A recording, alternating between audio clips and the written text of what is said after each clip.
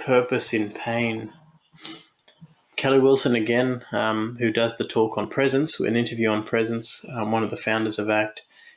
Great and memorable quote from him that I hold on to is where he says, "Your values and your vulnerabilities are cut from the same vessel. The thing which gives you the most life and the things which cause you the most pain are cut out of the same vessel." This is a pretty profound thing. And you kind of see then that we've got a dilemma if our way of handling what causes us pain is to block it out. Because equally, what are we blocking out? I mean, look at this picture. Obviously, half of it looks dead, half of it looks alive. But if we burn the half that's dead, if we burn the half that's dead, we've burnt the same thing that is the thing that's alive. It's the same shape. That's my point, This is, I guess, the case with pain, is that it's not just that pain is just this uncomfortable thing and a mistake that we should have, not felt as humankind. If that was the case, why is it that no matter, it's, one of the one things that no matter how old you are, what race you are or background, when in history you were born, how much money you have, no matter what, it is an experience of humankind to have emotional pain. And I don't think it's a mistake. I think we have here a flip side to what we care about most. From receiving to reading, from acceptance to interpreting. This is the piece that I want to kind of end today on. When we get to a point where we're no longer preoccupied with shooting the messenger, with eliminating our pain, when we're no longer automated and reflexively deleting and trying to escape pain, when we get to that point, when we're willing to actually receive our emotions, from there, we're now on a platform. We now sit on a platform, as this picture sort of demonstrates. We now sit on a platform where we are now opening up to new ways to pursue our values by listening to the messages hidden within our painful feelings. When we're not trying to get rid of this pain, we start to have a whole new guide that we can turn to that we used to think was an enemy. That's what this is kind of about. Some people might be listening to this thinking, "Rick, what are you talking about?" No, really, come on, man. Think about this. Like a lot of our painful feelings have a lot to say about what we care about. But a lot of our painful feelings might be saying a whole bunch of other stuff that if we could just attune to it a bit and just hold that reflex of kind of escape back a little bit and increase that window of willingness to feel just a little bit of that discomfort.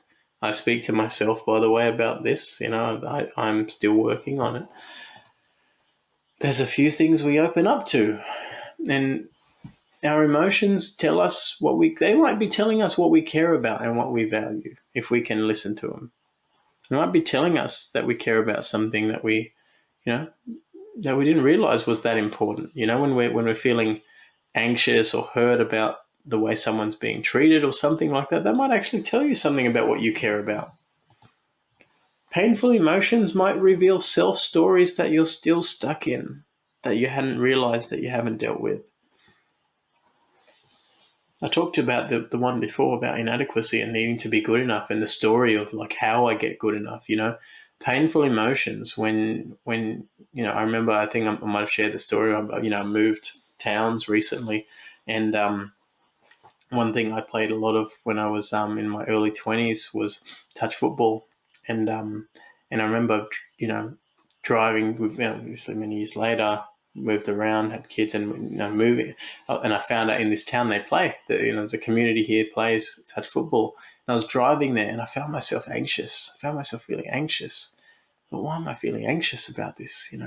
Obviously I played. I know how to play. This is silly, and I realized, because I was willing to listen a little bit to that feeling and just pause when I got there and just sort of sit with it and breathe with it, literally dawned. I like that word, it dawned on me, because that's what happened. It just rose, and I saw, I'm still kind of buying into this story that I have to show that I'm good at this. I have to perform for some reason.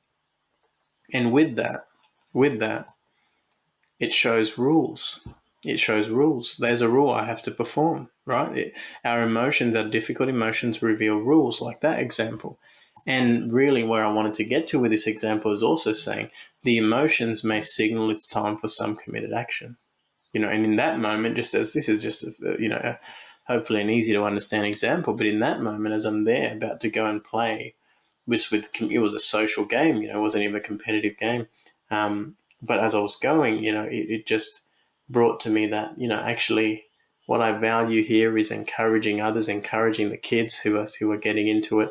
And the committed action was actually just to focus more on that, on the encouragement of others, and ensuring everyone else had a really good time playing, and taking the focus off myself, because that was my value that I had for that, in a sense of what the story I wanted to write.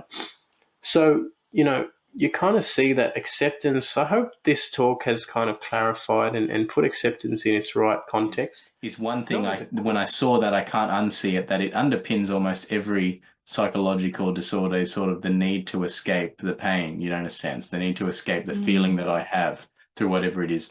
So can we kind of keep this conversation going on bad feelings themselves for a second? Because we label them as bad, which automatically puts them into the category of problem. I imagine this kind of perspective of feelings as bad is probably part of the problem here. And I want to ask how you've come to see painful feelings. You touched on it just then. Can we go a bit further and sort of explore that?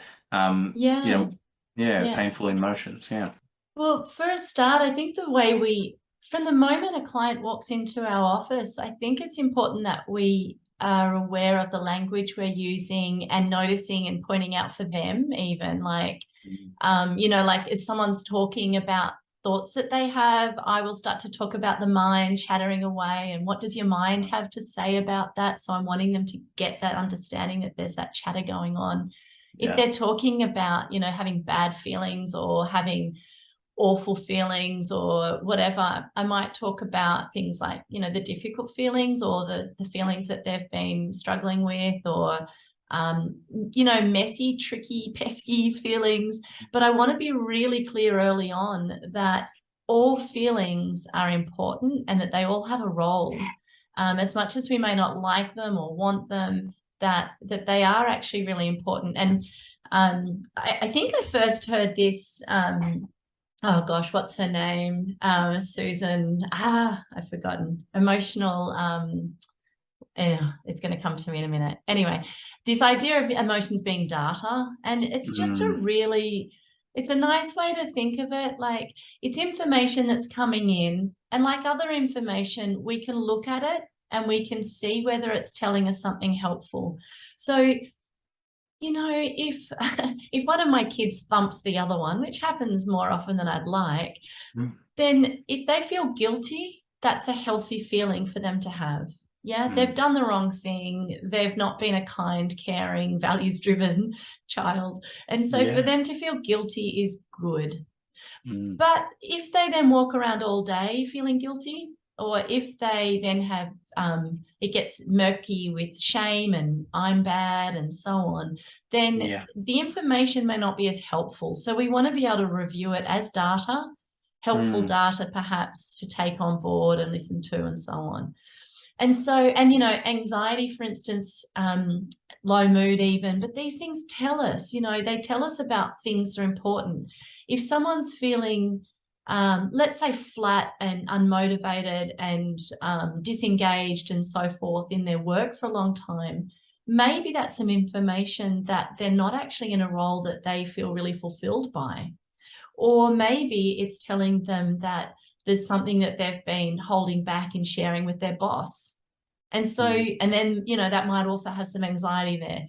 So I think feelings are certainly not really good or bad. It's much more about its information, and that we've been sold this lie, in a sense, that feelings are good or bad, and that we should really clutch onto the good ones.